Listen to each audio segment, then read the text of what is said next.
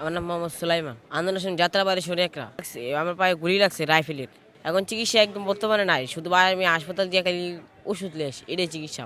আমি চাইতাছি যে হাসপাতাল ভর্তি হম, কিন্তু হাসপাতাল ভর্তি রাখতে চাইতেছে না, কিন্তু কেন রাখতে চাইতেছে না আমি বুঝতেছি না। উইস পরে আমার পা রক্ত পরে আমি ডাক্তারকে দেখাইছিও, ডাক্তার বলছে যে তুমি বাসা থাকো, বাসা থাকলে ভালো হবে। তাদের পক্ষে আমি তাদের সাথে দেখা করি নাই, আমি আর দিন বাসায় থাকি। আমি যে মাহত ছিলাম খালি 3 মাস হাসপাতালে ছিলাম, আর সারাদিন ঘরে বসে থাকি। এই যে আজকে এসেছি, আর একটা অনুষ্ঠান আসলো, এই অনুষ্ঠান গেছি।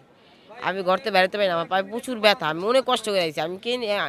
আমি যে এই অনুষ্ঠান আমার এই ডাক দিছে, আমার অনেক ভালো লাগছে। আর এখানে যে কিভাবে আসছি এটা আমার আল্লাহ জানে, অনেক কষ্ট হচ্ছে আমার আসতে। আমি প্রতিদিন আমার মনে দুঃখ কি বুঝবো। আমি আমি যা কই আমি এটাই প্রতিদান পাই। আমারও তো ভালো চিকিৎসা দিলে বেশি দিন লাগবো না, আমি ঠিক হয়ে যাব। আমি হাসপাতাল যাইলে খালি আমার চিকিৎসা লাগবে, আমি হাসপাতাল ভর্তি হতে চাই। বলে যে না, ওষুধ লেখা দেয়, পরে হাসপাতালে বহু সিরিয়াল, হাসপাতাল গেলে একদিন পার হয়ে যায়। পরে দিয়ে আমার যে অনুদান দিছে, ফার্স্টে 1 লাখ টাকা দিছে, তারপরে এমএ টুকটাক 50-60 হাজার টাকা দিছে। এই অনুদান আমার উপায় নাই, আমার আব্বু নাই। আমার আব্বু আমার ছোটোবেলা থুয়ে গেছে গা, আমার আরও 4-5 বছর আগে থুয়ে গেছে গা আমার আব্বু।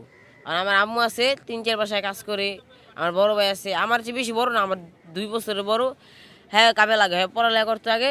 আমি আন্দোলনের আহত হওয়ার পর আমরা 2 ভাই একসাথে পড়ালেখা করতাম। আমি আন্দোলনে আনার পরের থেকে কাজ করে, আমার মায়ও কাজ করে। অনেক ঘর ভাড়া খাওয়ান চলে অনেক কষ্টতে। আর আমি এই সরকারের থেকে কিছু অনুদান পাইতে চাই।